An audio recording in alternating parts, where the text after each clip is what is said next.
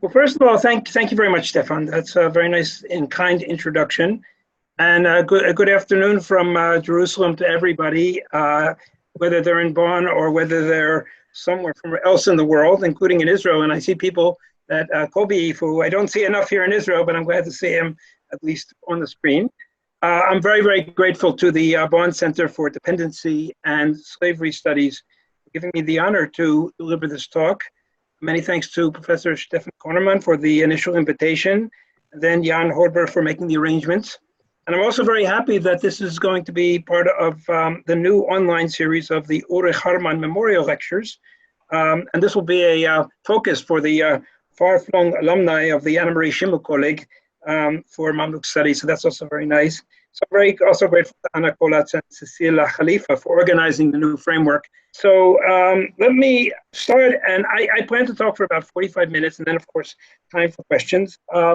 And several people who are watching now are going to be mentioned in the lecture. I'm going to be giving kind of historiography of how we look at the Mamluk institution, military slavery institution, and then try to draw it together with some newer research and my own thoughts.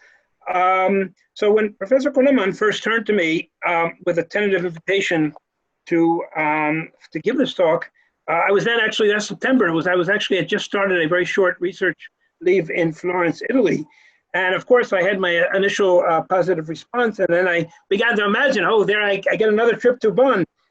It's kind of my home away from home in Germany.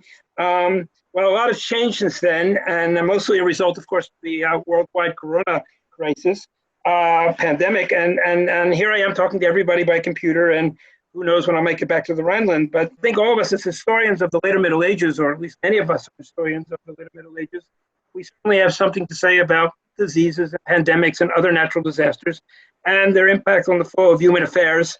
In fact, the study of the pre-modern world dealing with such catastrophes is a good opportunity to discuss contingency in historical development. How things were not, always decide what, not only depends on what we think, but sometimes things are bigger than us.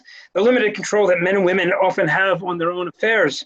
I'm reminded yet again, and of course, some of you, all of you know this, this citation I'm about to give, but I find it always very useful to remind myself at times. And here, this is from Marx, and those of you who want to read the German below, of course, and again, many of you know this, that people make their own history, but they do not make it as they please.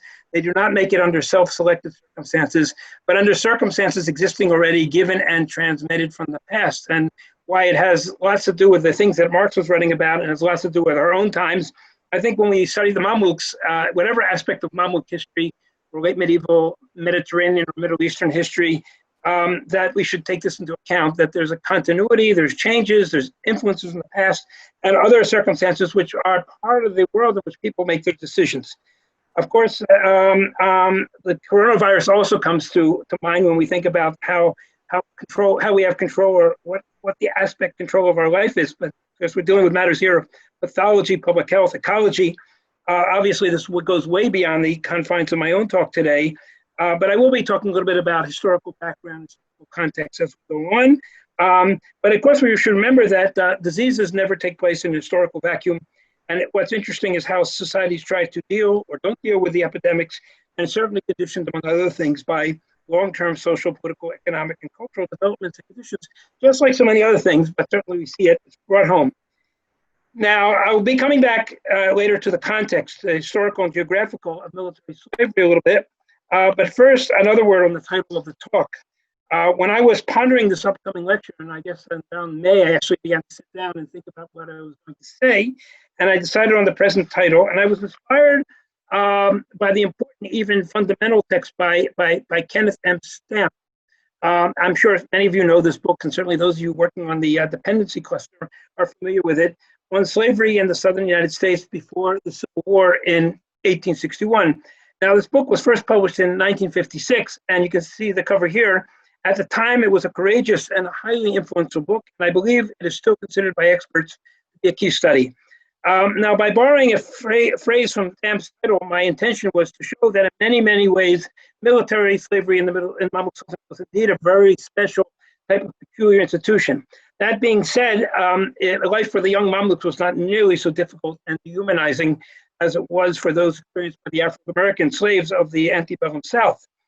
But in any case, all of this was before the explosion of anger in the United States in the wake of the murder of George Floyd on 25th of May. Here I was literally making my preparations, and events caught up, and of course that resulted in widespread demands for structural changes there and elsewhere. Of course, the legacy of slavery in the United States, and not only in the United States, is not only a determinant factor around in the States, of course, but around the world. And this perhaps adds a little bit of poignancy to my lecture today, and certainly to the activities of the Bonn Center for Dependency and Slavery Studies. I mean, we're busy studying the Middle Ages, at least some of us, but at the same time, the implications of slavery, the ramifications are still today.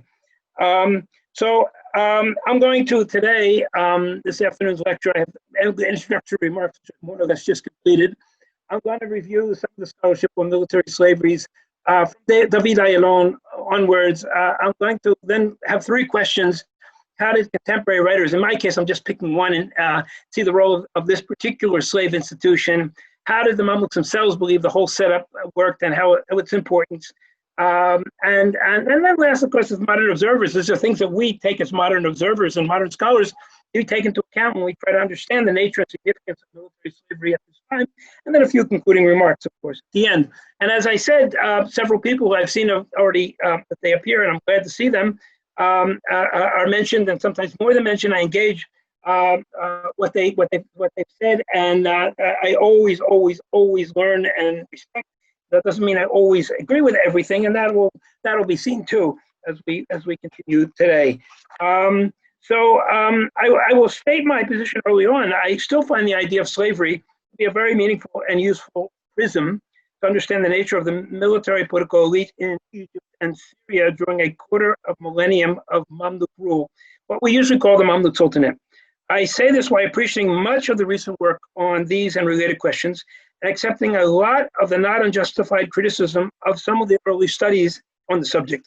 And certainly Ayalon's model, which I'm going to get into, could not be left unmodified.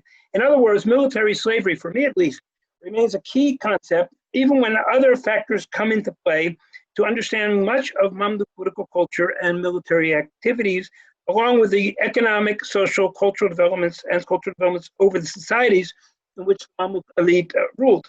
So let's see if you agree with me by the end of my talk, and if not, of course, we have time to talk about it, and certainly not only today. So the starting point of my examination of the study of military slavery in the Mamluk Sultanate is the foundational work by David Ayalon, who 1914 to 1999, and those besides him, I'll just mention these names in just a minute. Before him, writings on the Sultanate, mostly in more general works on Arab and Middle Eastern history, they present a somewhat inchoate picture of the Mamluk system. There's really no serious attempt to come to grips with what this system is about and how does it work and what exactly is going on, besides the most general descriptions. And Ayalon, as we'll see, tried to make sense of it with some success.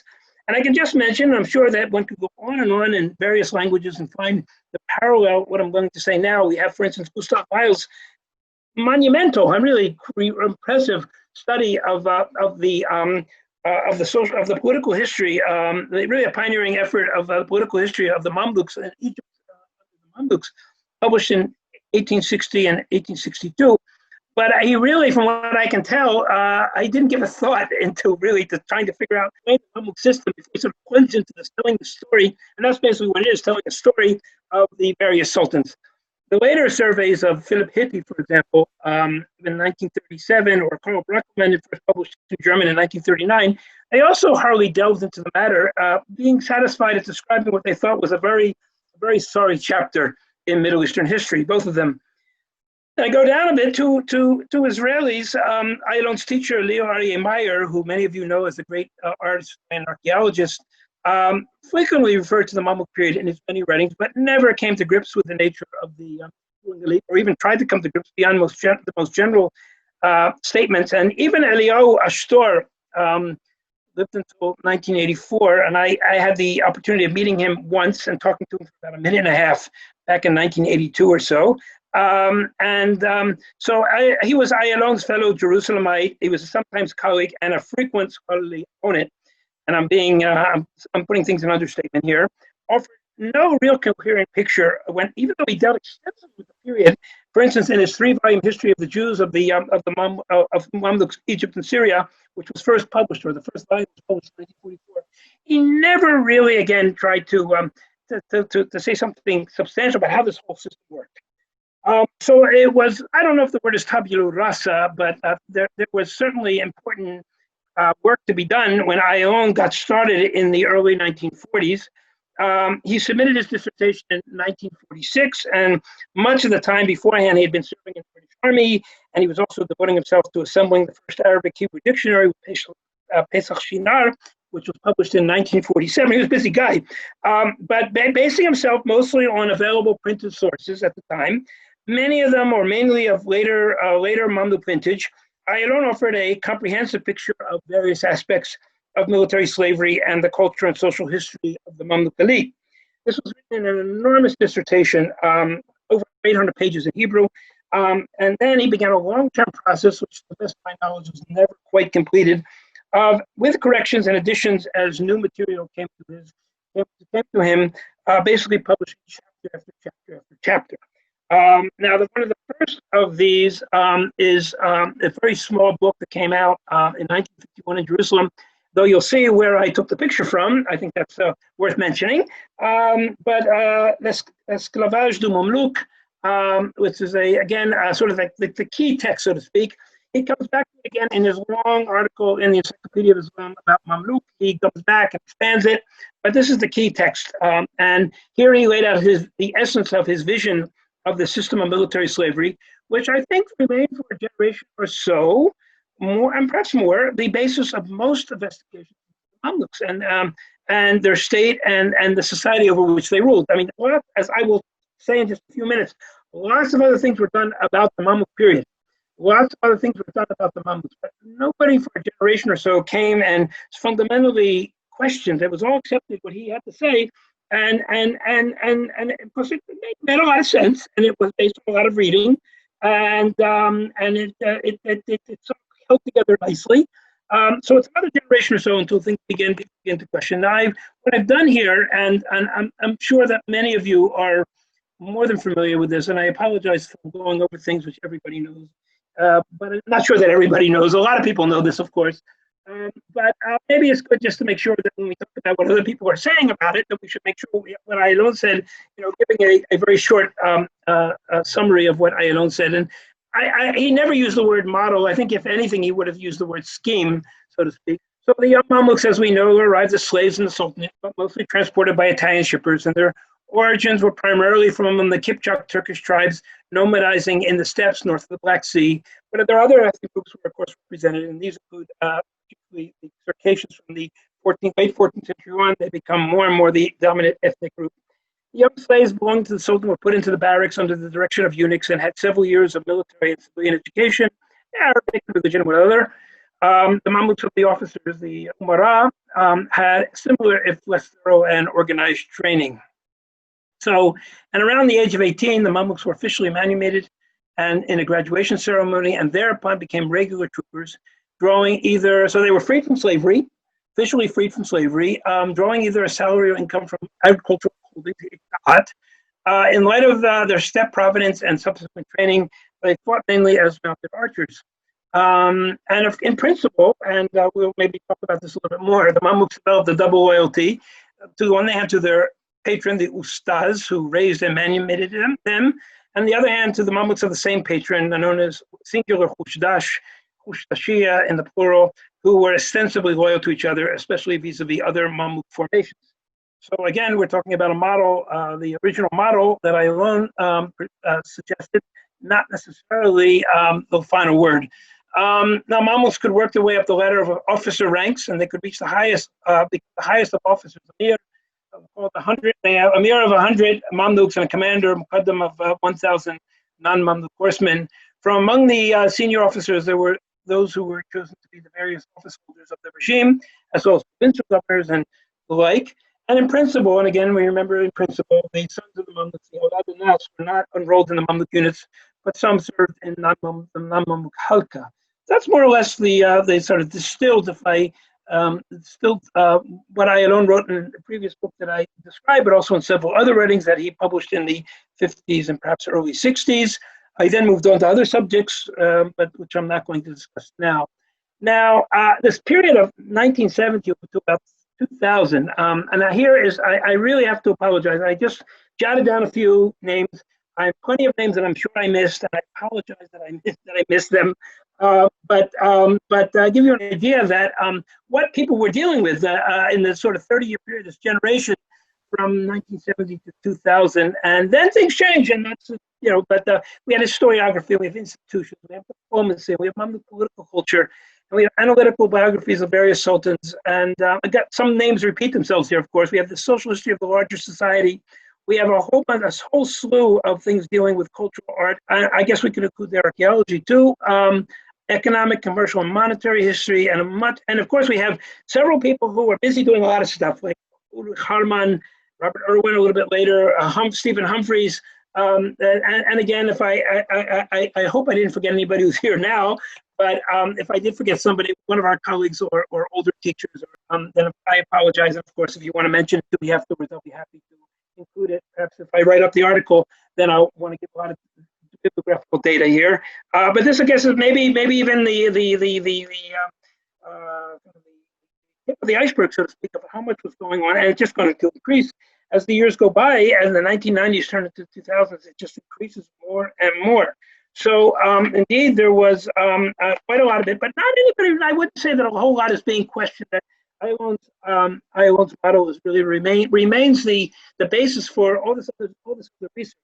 And one thing which I didn't write here, and it's interesting enough, there isn't much military history being written about the Mamluks, which is another subject we can talk about another time.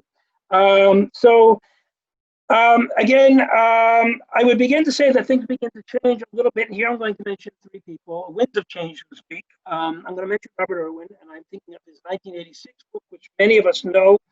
Very, very elegant little book, very well written, at times if even humorously so, which without any systematic way, it's full of interesting observations and insights, not all of which completely fit the Ayalonian model of military slavery.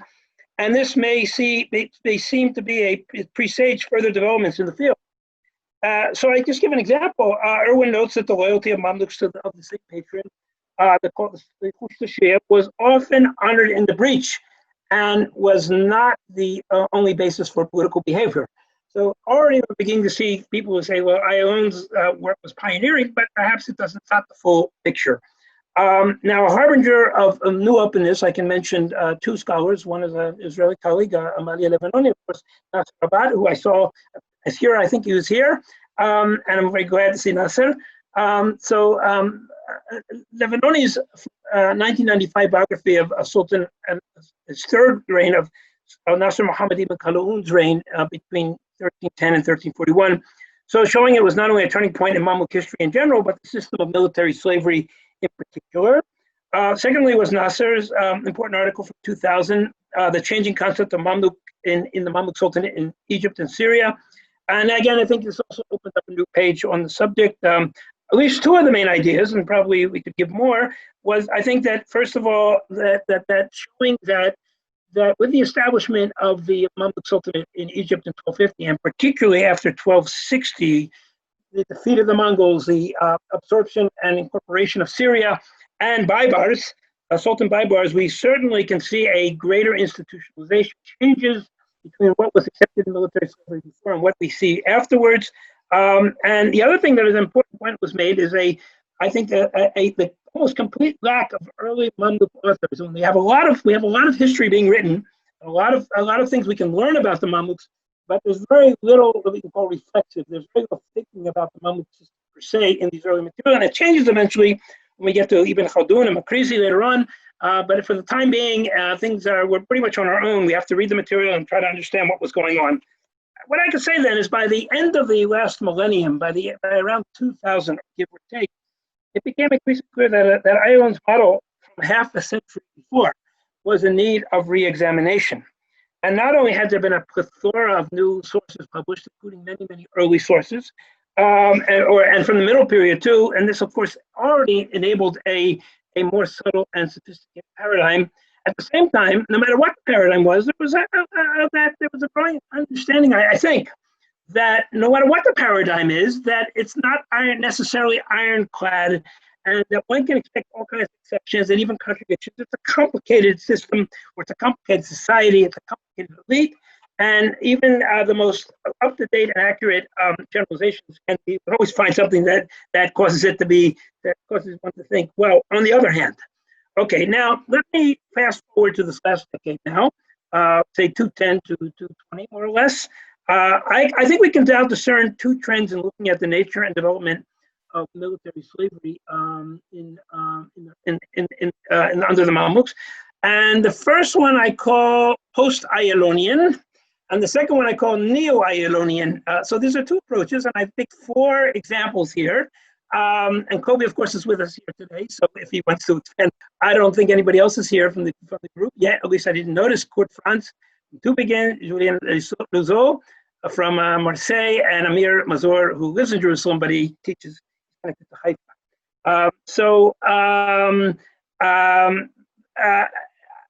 One could say that the final two, in a sense, they have an overall acceptance of Ayalon's general approach, but not without some modifications and with a lot of flexibility. And that is based, of course, on the in the Arabic sources. And Mazur's conclusions, for example, were based on his very, very deep readings and research on the Mansuriya, the Mamluks, the regiment established by al-Mansur Khaldun, which had so much influence after Khaldun died, for at least two more decades after Khaldun's death in 1290. And of course, that book was published by the Annemarie Schimmel Kolleg.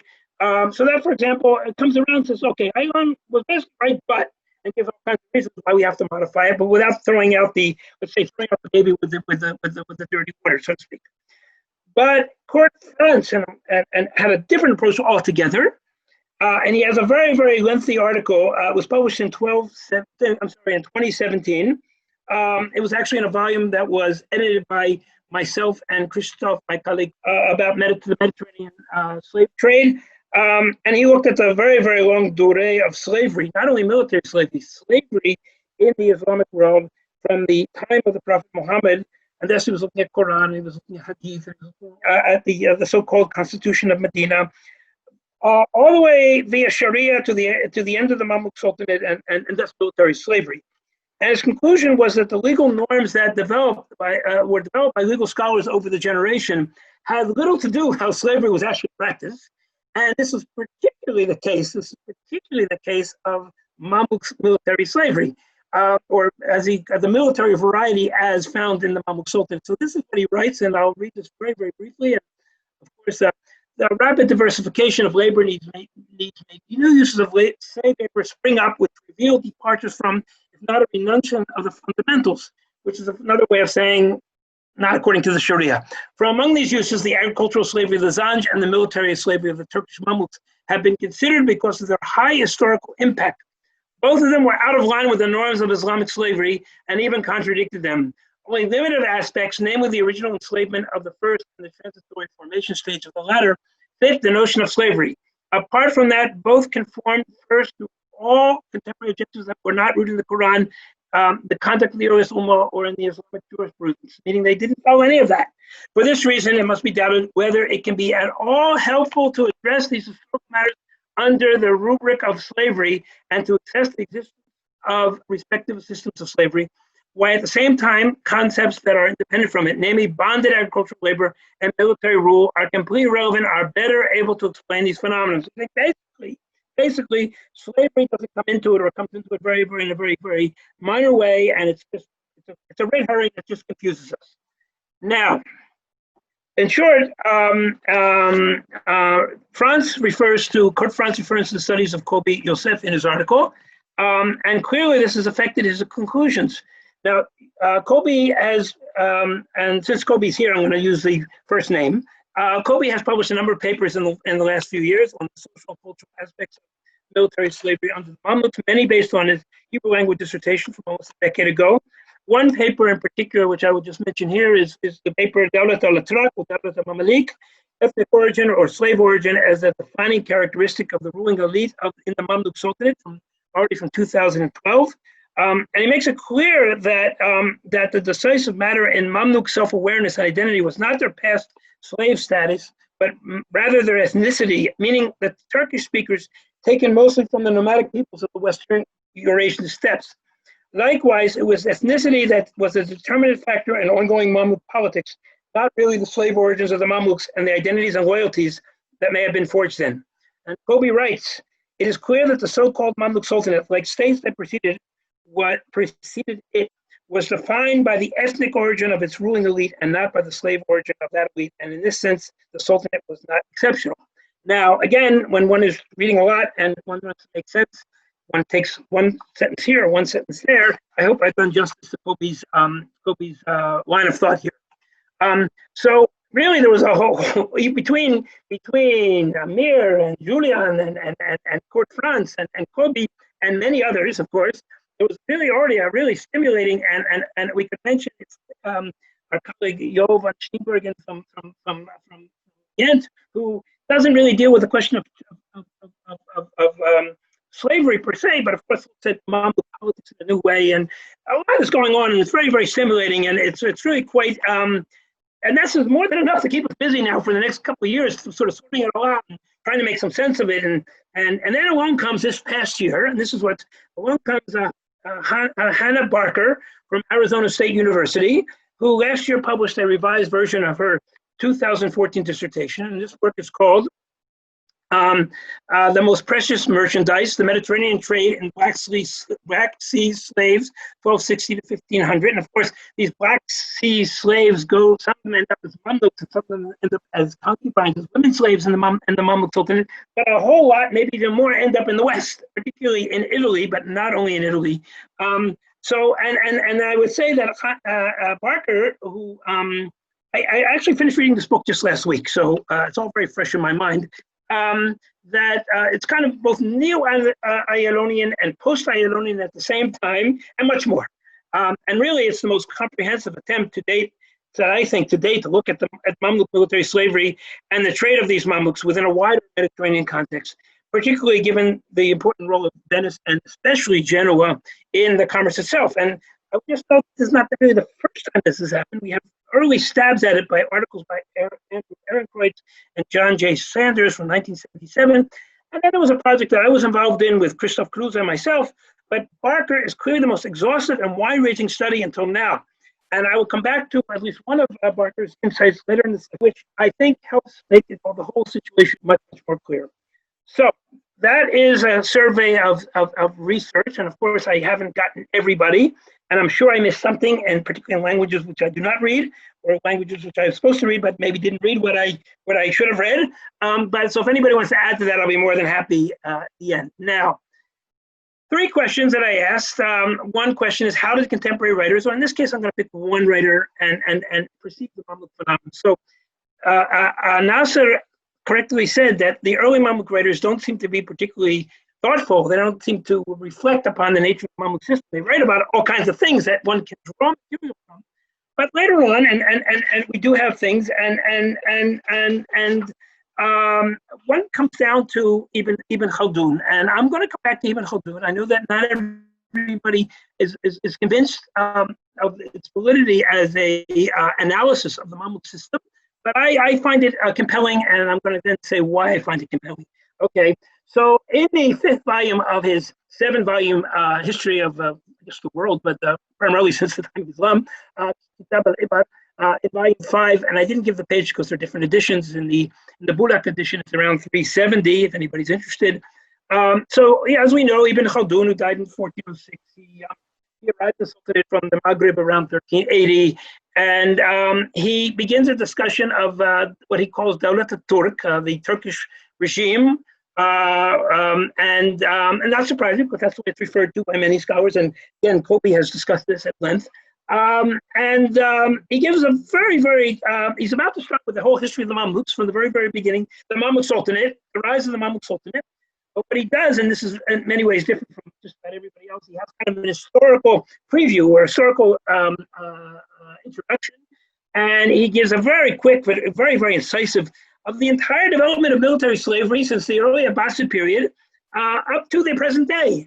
So I'm not going to give the whole thing, but here he is. He's talking about the complete collapse of Islamic resistance to the Mongols. There's no reason for any optimism whatsoever. Nobody knows what's going to be.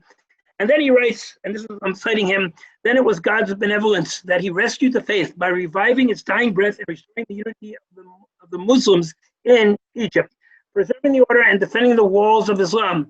He did this by sending to the Muslims from the Turkish nation and from among its great and numerous tribes, rulers to defend them and utterly loyal helpers who were brought from the house of war to the house of Islam under the rule of slavery, which hides in itself a divine blessing and are exposed to divine providence. Cured by slavery, they enter, meaning these Mamluks, enter the Muslim religion with the firm resolve of true believers, and yet with nomadic virtues unsullied by the debased nature, unadulterated with the filth of pleasure, undefiled by the ways of civilized living, and with the ardor unbroken by the profusion of luxury.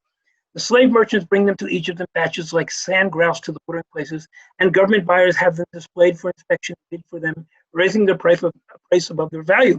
They do this not in order to subjugate them, but because it intensifies loyalty, increases power, and is conducive to ardent zeal. They choose from each group according to what they observe of the characteristics of the race and the tribes. Now, this is, again, very, very well known. So I'm sure maybe all of you know this. But what I want to note about this is that, and I think this is an important point, Turkishness is firmly intertwined with slavery. They can't be separated here. I don't think they can be separated. Let us know that Ibn Khaldun is usually regarded as a keen observer of the human condition, both in his own time and in the past. He comes to Egypt equipped with a finely honed intellectual tools, and he's an outsider. He's an outsider who, therefore, the advantage of an outsider, he can pick up things that insiders sometimes don't see. He put his finger exactly on the role of Turkish military slavery, its intractable connection of slavery with the coming of the Turks. Now, I note that I find several recent attempts to deconstruct this passage and its value for the study of the Mamluks to be unconvincing. It may well be that this passage was even written before his arrival to Egypt, and thus he was completely unaffected by his complicated relations with the Mamluk elite, including the Sultan Barkuk. In any case, this is what Ibn Khaldun thought, and here we're discussing both perception and cold facts. Whatever cold facts might mean or be understood, we can see they're not necessarily what perceptions are. So there remains the question of how representative this passage is, and what was its impact. Some would relegate Ibn Khaldun, in spite of his interest, in spite of his impressive work, but in the scheme of sort of the intellectual history of Egypt, he's a minor position. But I think that this is going too far, and I think, for instance, Makrizi, saw him as his teacher. Makrizi died in 1442. And one is clearly can see, I think, Ibn Khaldun's impact on Makrizi in his writing on the Mamluks, and for instance, Kitab al-Khitat. So I have my own doubts, and people know this about Makrizi's veracity as a historian of the early Mamluk Sultanate. But there's no getting around Makrizi's overall importance for historical research on most of the Mamluk era. So if Ibn Khaldun influences Makrizi, this already makes him an important figure. Now, the question is, and this I think we material that many of you haven't seen yet, or haven't paid attention to, or maybe not, it'll be interesting to see. 3 examples about what Mamluks say about being Mamluks. What do they have to say about being Mamluks? And I give 3 examples here. The first of them is the report of Hussam ad-Din Uzdemir al-Mujiri. He meets the Ilkhan Ghazan in 1302. Now, Uzdemir was an emir of 40, which is the equivalent of a company commander in the Mamluk army. He was sent by the Mamluk regime as an envoy to the Ilkhan in 1302. 2 things before we read this we should mention is that Ghazan himself had converted to Islam in 1295, just before ascending the throne, and he once styled himself as the Padishah Islam, the Emperor of Islam. And 2, Mujiri's embassy was organized after the Mongol victory over the Mamluks in December 1299 in central Syria, and their subsequent occupation of Damascus for several months. Upon his return into the Sultanate in 1304, al-Mujiri relates his experiences, and these are recorded in two historical works, one by Ibn al-Tawadari and the second in the anonymous source edited by Karl Zetterstein in 1919. Now, hitherto, this remarkable passage has been mainly used for what it tells us about Mamluk-Mongol relations. I don't think it's ever been used yet to look at the Mamluk system per se. So we don't have to work out all the historical details and all the historiographical problems here, but I just want to look at the first two paragraphs in translation here. So he's saying, this is what Ozdemir is saying. I said, when I came before Mahmud Ghazan, he placed me far from him and spoke to me via four chamberlains. His first words to me were, what is your name? And I said, Ozdemir. And he said, what is your lakab and how are you known? And I said, my lakab is Husamaddin and I am known as al-Mujiri. He said, you, the Mamluks, have three names for each person so that it will seem that there are many of you. Al-Mujiri said, I kissed the ground and I said, may God protect the Khan. The merchants buy us from faraway countries when we are young and bring us to Egypt. We have one name. We get a nispa in accordance. Then we get a nispa in accordance with the merchant who brought us. When we grow older, we receive a lakab. The Mamluk's name is Ozdemir, and the name of my merchant was Mujiruddin, and the Mamluk is known as Al-Mujiri. And when I became older and became known among the Mamluks, Nas by the lakab Al-Husam Uddin Adin. Thus said Al-Mujiri. I heard him say, correct. Then I said, we receive nisbas derived from the name of the merchant because of the similarity of our names, one to the other. Nothing distinguishes between us except for the nisba to the merchant who brought us. Then he said, what is your race? Jint? I said, Kipchak. And he said, correct. Okay. Then he ordered to bring me closer and spoke to me via one chamberlain. This was after many questions. He would ask me a question and I was honest with him and did my best to answer with the help of Almighty God. Among all these questions, he said to me, what is your position with the king of Egypt? And I said, a soldier, Jundi. He said, the king of Egypt sends to one like me, a soldier. Aren't you one of the officers? I said, yes. You have an orchestra, Tabul Khana, by your gate? And I said, yes. He said, how do you then say Jundi? Al-Mujiri said, I kissed the ground and said, may God protect the Khan. The officer is a Jundi of the Sultan, and the soldier is the Jundi of the Sultan. We have the term Jundi, even if we are an officer. We are proud of the name Jundiya. We are all Jundi. Soldiers of God, to him glory and power. Al-Mujiri then said, this pleased them, and at the time he drew me close. Ghazan said, are you a bought Mamluk of the Sultan Nasr Muhammad ibn Khaldun? I said, I am his Mamluk and the Mamluk of his father, Khaldun, and his brother, Ashraf Khalil. And he, Ashraf, the last, is the one who treated me well and put an orchestra by my gate. But I am the bought Mamluk of a Malik Zahir Biber Zabundari. May God have mercy upon him. So he's no young man. Okay. So this is, again, I think extremely interesting. The passage confirms en passant much of what Ion suggested for the life progress of the individual Mamluk. Firstly, the role of the slave merchant who brought him was from afar, who leave his imprint, not the least by this nispa. The young Ozdemir was brought by the Baibars and remained a private for many years as a private soldier. Apparently, during the reign of Ashraf Khalil, he was commissioned an officer, the equivalent of a modern company commander. Ozdemir proudly identifies as a Mamluk, though his formal period of slavery was probably now over 25 years ago. Ozdemir's ethnicity comes up too, and it is mentioned proudly and without hesitation. But the focus here is on his status as a Mamluk formally in the past and metaphorically up to the present. Now, the second mention is I will mention very briefly is in the year 1294. Fighting broke out between two groups of Mamluks and other soldiers, supporters of either Kitbuka, the viceroy, or Sanjar Sujai, the wazir. And this is from Ibn al-Furat and then Makrizi too. The conflict was over who would emerge as the singular strongman of the realm, with young al-Nasir Muhammad ibn Khaldun as the puppet sultan. Now, the latter, meaning Sanjar, he enjoyed the support of the Borji emirs, who were mostly Circassian, as well as the royal Mamluks, probably of the last of the sultan, previous sultan. Kitbuka, on the other hand, was supported by officers non-Mamluk Mongol, officers who were not Mongol, who were non-Mamluk Mongol officers, who had earlier fled to the sultanate, non-Mamluk Khalqa troopers, and various Kurdish soldiers and others among the most senior and veteran emirs. So there seems to be some ethnic breakdown in the supporters of each of these leading officers, but a careful reading does not show necessarily a majority of Turks on either side.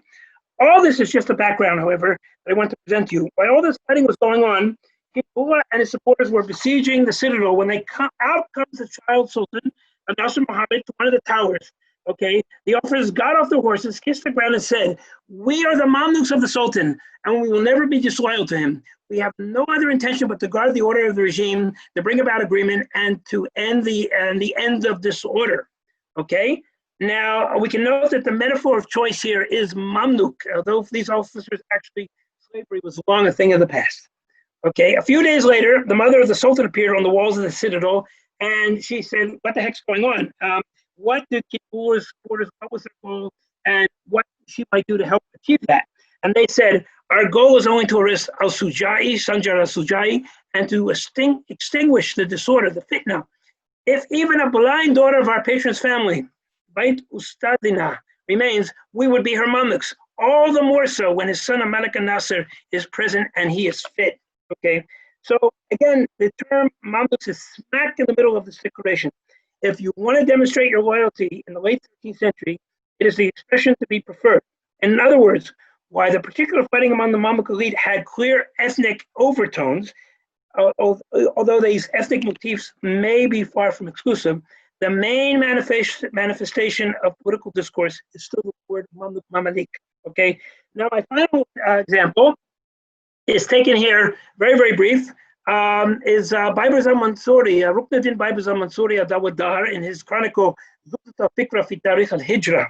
So Baibars al-Mansuri reports in his chronicle, upon the accession to power of his patron Khaldun in 1279, he says, mention of the names, and he gives 38 names, and these are names that anybody with just a little bit of knowledge about this period, these are very, very familiar names. Mention of the names of the veteran notables as an officer. Okay, so again, the term is used is Mamluk, and again, it's a very, very, mixed group in terms of ethnic backgrounds here. Okay, so and then he notes that some of them became sultans, and some were governors in Syria, and some were commanders of castles, and then were promoted to command of 1,000 horsemen, and other positions. So it's quite a list. So it's as I said, it's a mixed ethnic. But no mention of these, just that they are all Mamluks of the new sultan, and this is long after they had been manumitted. Okay, so at the heart of identity, we have their Mamlukness, so to speak. Now, I am not denying that ethnicity of this or that type had no importance in the early Mamluk state, but from the above, I can suggest that it was far from being the only determinant component of personal or group identity, as well as the unequivocal leading motive of political action. And the third question, how might we, take as modern observers of the late medieval sultanate based in Cairo, best characterize the nature and significance of military slavery at the time? So first of all, we have to remember that the name Turk, or in Arabic, al-Turk or al-Trak, is mentioned often in the Mamluk sources, the Mamluk period, or in the decades and centuries beforehand. It is clearly referring to a clear ethnic group, of course. But on the other hand, it is sometimes also used as a general term for a whole bevy of peoples from the north, all kinds of barbarians from the north, include the Rus, and include the Mongols, include the Traditions. So it's not 100% a synonym for one particular group of Turkish-speaking tribes. And on the other hand, it was also used as a synonym for military slaves, as for Mamluks in general. So maybe here and there, at least, in the case of Mamluk sources, when they use the term Dawlat al-Turk or Dawlat al-Trak, there is some ambivalence here, and it is not impossible that by writing Dawlat al-Turk, at least some of the authors actually meant the regime of the Mamluks, the regime of the military slaves, or the regime of the former military slaves. Secondary, I think it's important to note that the institution of slavery was a remarkably efficient way of getting the new recruits to the Sultanate in Egypt and Syria, turning them into well-trained and efficient soldiers. These were from the far-flung tribes of the Golden Horde and nearby regions. They come to the slave markets of the Crimea. They cross the Black Sea. They go through the Bosphorus. They go through the Mediterranean or hug along the coast of the Mediterranean.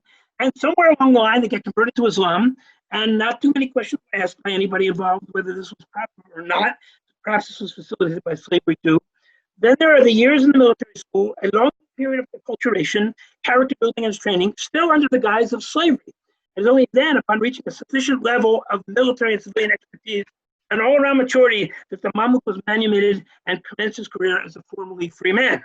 Now, third of all, the years of slavery were highly formative, even if they represent only part of the average Mamluk's lifetime.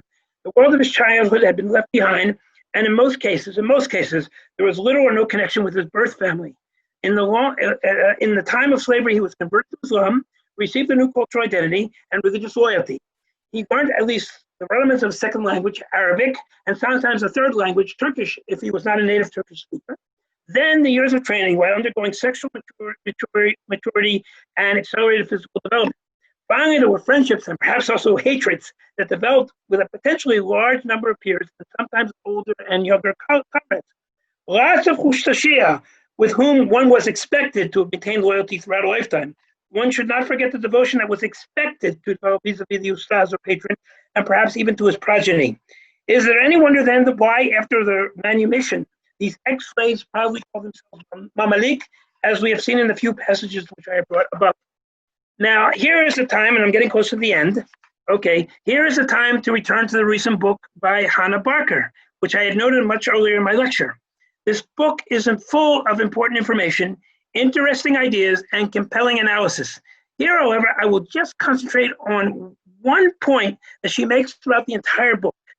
Find slaves, often of domestic work variety, including for sexual services, in the workshops and market, on the galleys, in certain circumstances and locations, even in agriculture. And then, of course, in the Eastern Mediterranean, in our area of the Egypt, Syria, the nearby areas, we have military slaves and ex-slaves called Mamluks, either way, in the barracks, on the training fields, on patrol in the frontier area region, in the castles and provincial cities, and on the corridors of power in Cairo, Damascus, and Aleppo. All these forms of slavery, East and West, domestic, productive, and military, were delivered by a robust and complex slave trade in which Venice and Genoa played a key, that was unique role. This too is very, very well documented and examined in Barker's study. Thus, our Mamluks, be they young legal slaves or manumitted older ones, were just a part of a wide, vibrant, profitable, and omnipresent slave phenomena in Egypt and Syria, as in Italy, as in southern France, as in Iberia, North Africa, Anatolia, the Balkans, and beyond. With regard to Italy on the one hand, and Egypt and Syria on the other hand, Hannah Barker has talked about a common slave culture in spite of the many differences between the two places. I do not think that we have hitherto paid enough attention in our work when we work on the military political elite of the Sultanate. We don't take into account even enough the slave context of Egypt and Syria, let alone all of the Mediterranean, okay? Part of a larger historical and geographical context, which I referred to earlier in my lecture. And this, again, the coming and going of slave traders, slave-bearing ships throughout the Black Sea of the Mediterranean. And it should help us also understand the significance of military slavery in the Levant. In other words, Mamlukness, or Mamlukdom, I'm looking for an abstract noun here, okay, are part of a larger historical phenomenon with cultural, social, economic, and political implications throughout the region. Now, don't get me wrong, I do not want to go overboard and see military slavery alone as the dominant feature in the history of the Sultanate's military political elite.